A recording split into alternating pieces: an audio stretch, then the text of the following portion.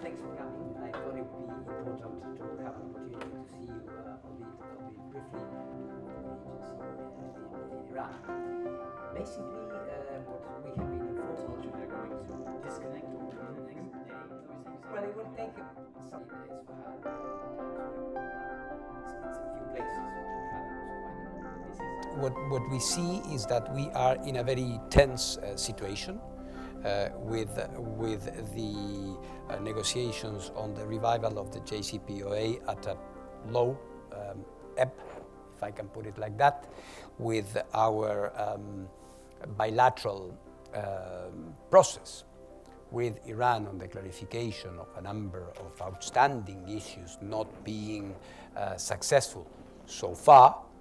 Now we are adding this to the picture. So as you can see, it's not a very nice one.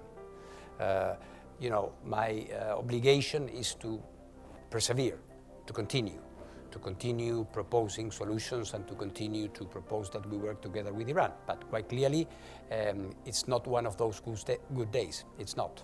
So the JCPOA is dead if it's not done within the next 4 weeks? I think this would be a fatal blow. Okay.